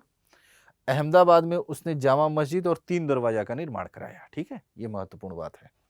जामा मस्जिद और 3 दरवाजा का निर्माण कराया। तो गुजरात राज्य की वास्तविक संस्थापक कौन है? अहमद शाह प्रथम। ठीक है। उसने अहमदाबाद को अपनी राजधानी बनाया, अहमदाबाद शहर की स्थापना की और उसे अपना राजधानी बनाता है और सर्वप्रथम वहां पे जजिया कर आरोपित करता है और जामा मस्जिद और 3 दरवाजा, 2 स्थापत्य का उसने निर्माण कराया। ठीक है। अब अगले शासक हैं मोहम्मद शाह द्वितीय। इनकी उपाधि है जरबख्श की, अर्थात जरबख्श अर्थात स्वर्ण दान करने वाला। ठीक है। करीम या दयालु शासक हैं। ठीक है। गुजरात का एक महत्वपूर्ण शासक है, उसका नाम है महमूद बेगड़ा। ठीक है। इसका मूल नाम है फतेह खां। इसे 20 पुरुष भी कहते हैं। महमूद बेगड़ा को 20 पुरुष के नाम से भी जाना जाता है। कहते हैं कि महमूद बेगड़ा इतना जहरीला व्यक्ति था कि इसके शरीर पर मक्खियां बैठती थी ना तो भी मर जाती थी। 20 पुरुष था, समझ रहे हैं? तो इसके शरीर पर मक्खियां भी बैठती थी तो मर जाती थी। बारबोसा ने इसे 20 पुरुष कहा है। ठीक है। बारबोसा ने इसे 20 पुरुष कहा है। इसने मिस्र के शासक से एक जलबेड़ा प्राप्त किया था, ये महत्वपूर्ण है, इसे ध्यान रखिएगा। महमूद ने पुर्तगालियों को दीव में फैक्ट्री खोलने की अनुमति दी। उदयराज उसका दरबारी कवि था जिसने महमूद चरित्र का लेखन किया है। ठीक है। तो महमूद बेगड़ा एक महत्वपूर्ण शासक है गुजरात का। अब देखते हैं बंगाल। ठीक है। तो बंगाल की भौगोलिक स्थिति आप देख ही रहे हैं। ठीक है। तो 1345-46 में शमशुद्दीन इलियास शाह ने संपूर्ण बंगाल पर अधिकार कर इलियास वंश की स्थापना किया। मतलब बंगाल शुरू से विद्रोही था। पढ़ा है कुछ कभी तुगरिल खां का विद्रोह हुआ बलबन के समय में, और बंगाल के विद्रोह को दबाने के लिए पहली बार राजधानी से बाहर बलबन गया था। उसके पहले कभी उसने युद्ध में इस तरह राजधानी छोड़ के नहीं गया था और इतना निर्ममतम पूर्वक बंगाल के विद्रोह का दमन किया कि उसका पुत्र बुगरा खां शासक बनने की सारी महत्वाकांक्षा ही छोड़ दिया। इल्तुतमिश के समय में बंगाल में विद्रोह हुआ, बलबन के समय में मतलब विद्रोही स्वभाव का बंगाल शुरू से रहा। ठीक है। अभी से तुलना मत करिएगा। ठीक है। खैर, तो 1345-46 में शमशुद्दीन इलियास शाह ने, समझ रहे हैं, संपूर्ण बंगाल पर अधिकार कर लिया और इलियास वंश की स्थापना की। सिकंदर इलियास है। सिकंदर इलियास 1357 से 1389 ईस्वी में इनका टाइम पीरियड है। इन्होंने पंडुआ में अदीना मस्जिद बनवाया है, ये ध्यान रखिएगा। सिकंदर अपने न्याय के लिए प्रसिद्ध था। इसने चीन में एक दूत मंडल भी भेजा है। ठीक है। तो पंडुआ में अदीना मस्जिद बनवाया, चीन में एक दूत मंडल भेजा और अपने न्याय के लिए फेमस था। इसी वंश का एक महत्वपूर्ण शासक है बारबक शाह। ठीक है। और बारबक शाह एक सद्गुणी और कानून को मानने वाला शासक था। फरिश्ता के अनुसार पहला शासक था जिसने बड़ी संख्या में अबिसिनियाई दासों की नियुक्ति की। ठीक है। इसने मालधर बसु श्री कृष्ण विजय को संरक्षण दिया और उसे गुड़राज खां की उपाधि दी। ठीक है। नेक्स्ट अलाउद्दीन हुसैन शाह है, इसकी उपाधि है जगत भूषण, जगत भूषण खलीफतुल्ला निपति तिलक की। ठीक है। जनता हुसैन शाह को कृष्ण का अवतार कहती थी, चैतन्य महाप्रभु का समकालीन था। ठीक है। और हुसैन शाह बंगाल में हुसैन वंश का संस्थापक था। हुसैन शाह ने बंगाल में एक आंदोलन चलाया था, सत्यपीर आंदोलन चलाया था। इसके सेनापति परागल खान ने कविंद्र परमेश्वर से महाभारत का बंगला में अनुवाद कराया था। ठीक है। तो ये महत्वपूर्ण शासक हैं बंगाल के, इनका आप ध्यान रखिएगा। आगे चलें। नुसरत शाह है, एक महत्वपूर्ण शासक है नुसरत शाह। कृतिवास, ठीक है, कृतिवास ने रामायण का बंगला अनुवाद किया था इन्हीं के दरबार में, इन्हीं के शासनकाल के अंतर्गत, जिसे बंगला का बाइबिल कहा जाता है अथवा पंचवेद कहा जाता है। ठीक है। कृतिवास द्वारा नुसरत शाह के दरबार में, नुसरत शाह के काल में बंगला का रामायण अनुवाद किया गया, जिसे बंगला का बाइबिल या पंचवेद के नाम से जाना जाता है। गौड़ में बड़ा सोना और कदम रसूल मस्जिद का इसने निर्माण कराया, और इसने सफरनामा नामक एक पांडुलिपि भी तैयार करवाई। ठीक है। सफरनामा नामक एक पांडुलिपि भी तैयार करवाई थी नुसरत शाह ने। गयासुद्दीन महमूद शाह इस वंश का अंतिम शासक है। गयासुद्दीन महमूद शाह 1538 ईस्वी में शेर शाह ने इसे अबदस्त कर बंगाल पर अधिकार कर लिया था। अकबर ने बंगाल को मुगल साम्राज्य में मिला लिया था। ठीक है। तो जितने भी आप राज्य देख रहे हैं, चाहे वो गुजरात हो, बंगाल हो, जौनपुर हो, सारे राज्य, क्षेत्रीय राज्यों को अंततः मुगल साम्राज्य में मिला लिया गया। ठीक है। नेक्स्ट है मेवाड़। मेवाड़ में पहला गुहिलोत वंश। ठीक है। तो सर्वाधिक समय तक शासन करने वाला विश्व का एकमात्र राजवंश है गुहिलोत वंश। वर्तमान उदयपुर ही मध्यकाल में मेवाड़ के नाम से जाना जाता था। मेवाड़ यानी उदयपुर का क्षेत्र। ठीक है। वर्तमान उदयपुर का जो क्षेत्र है वो मेवाड़ के नाम से प्रसिद्ध था। समझ रहे हैं। इस वंश का संस्थापक यानी गुहिलोत वंश का संस्थापक गुहिल गुहादित्य था। नागदा गुहिलों की राजधानी थी। नागदा गुहिलों की राजधानी नागदा हुआ करती थी। 13वीं सदी में जैत सिंह ने मेवाड़ की राजधानी चित्तौड़ को बनाया। ठीक है। जैत सिंह ने मेवाड़ की जो राजधानी चित्तौड़ है वो 13वीं सदी में जैत सिंह ने मेवाड़ की राजधानी चित्तौड़ को बनाया, क्योंकि सुल्तान इल्तुतमिश ने नागदा पर आक्रमण कर उसे ध्वस्त कर दिया था, उसे क्षति पहुंचाई थी। ठीक है। इल्तुतमिश ने जब नागदा को ध्वस्त कर दिया, उसको क्षति पहुंचाई, तब जैत सिंह ने चित्तौड़ को अपनी राजधानी बनाई। ठीक है। अलाउद्दीन खिलजी ने 1303 ईस्वी में रतन सिंह को पराजित कर दिया था। ये कहानी मैंने कई बार आपको सुनाई है क्लास में, इसे आप मेमोराइज करिएगा। ठीक है। नेक्स्ट है सिसोदिया वंश। तो हमीर देव ने 1326 ईस्वी में मोहम्मद बिन तुगलक के समय चित्तौड़ जीत लिया था। इनका उत्तराधिकारी क्षेत्र सिंह था। क्षेत्र सिंह ने मालवा को दिलावर खां को हराकर भविष्य में होने वाले मालवा मेवाड़ संघर्ष का सूत्रपात किया था। ठीक है। मालवा मेवाड़ संघर्ष का सूत्रपात क्षेत्र सिंह ने किया था, जब उसने मालवा के दिलावर खां को पराजित किया था। इस वंश के हैं लक्ष्य सिंह या लाखा, लक्ष्य सिंह या लाखा, और मोकल ने मेवाड़ को राजस्थान का एक शक्तिशाली राज्य बनाया। लाखा ने वृद्धावस्था में राठौर राजकुमारी हंसाबाई हैं, उनसे विवाह किया था, और लाखा के बड़े पुत्र हैं राणा चूड़ा।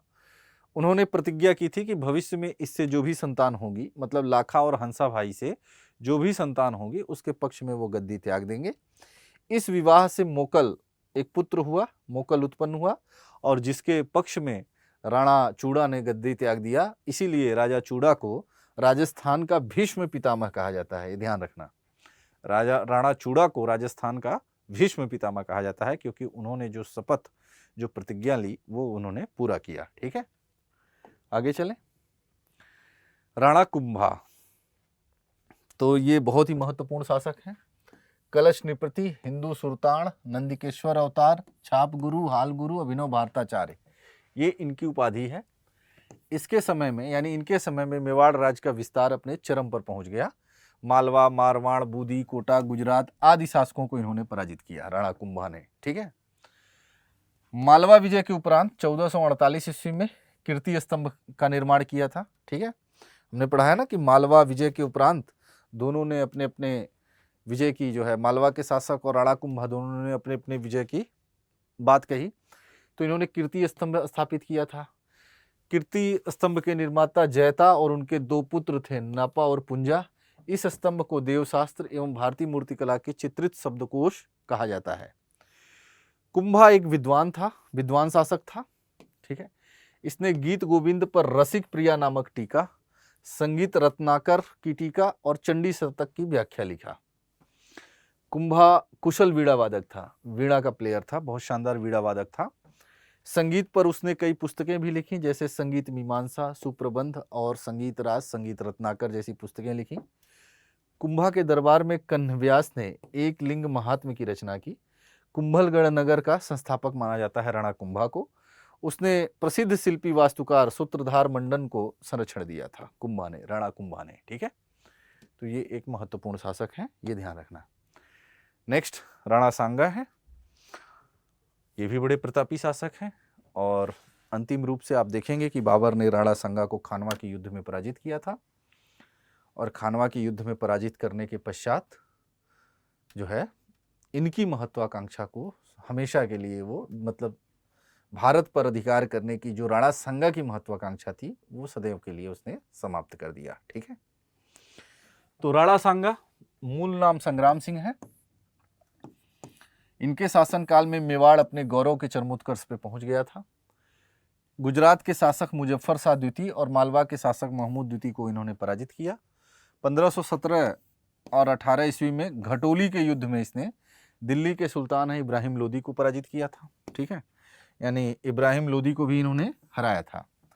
और कहा जाता है कि जब बाबर को इब्राहिम लोदी के चाचा और पंजाब के सूबेदार ने आमंत्रित किया भारत पर आक्रमण करने के लिए, तो राणा सांगा की भी मूक सहमति थी। और 1527, क्योंकि राणा सांगा को ऐसा लगता था कि अगर बाबर आएगा, बाबर जीत जाएगा, इब्राहिम लोदी दिल्ली सल्तनत समाप्त कर दिया जाएगा, तो बाबर की इच्छा तो मध्य एशिया में है, समरकंद में है, वो क्यों भारत में रहेगा, पढ़ाएंगे अभी। तो ये इन्होंने अंतिम हिंदू वंश स्थापित करने की इनकी जो है महत्वाकांक्षा थी कि हम भारत के अंतर्गत एक विशाल हिंदू साम्राज्य की स्थापना करेंगे, ठीक है। लेकिन शायद वो पूरा ना हो सका और 1527 ईस्वी में खानवा के युद्ध में राणा सांगा बाबर की सेना से पराजित हुआ। राणा सांगा को हिंदू पथ के नाम से जाना जाता है। जहांगीर के शासनकाल में मेवाड़ के शासक अमर सिंह ने मुगलों की अधीनता स्वीकार कर ली थी, ठीक है। तो ये ध्यान रखना। मारवाड़ है, तो मारवाड़ में चुंद ने आधुनिक मेवाड़ की, आधुनिक मारवाड़ की नींव डाली, ठीक है। चुंद के पुत्र जोधा ने जोधपुर नगर बसाया, ठीक है। ये सुधार लीजिएगा, यहां मेवाड़ नहीं मारवाड़ हुआ, ठीक है। चुंद ने आधुनिक मारवाड़ की नींव डाली। ये जोधपुर का क्षेत्र है, मारवाड़ का क्षेत्र है। चुंद के पुत्र हैं जोधा, इन्होंने जोधपुर नामक नगर बसाया। मालदेव, इसके शासनकाल में मारवाड़ की शक्ति अपने चरमोत्कर्ष पे पहुंच गई।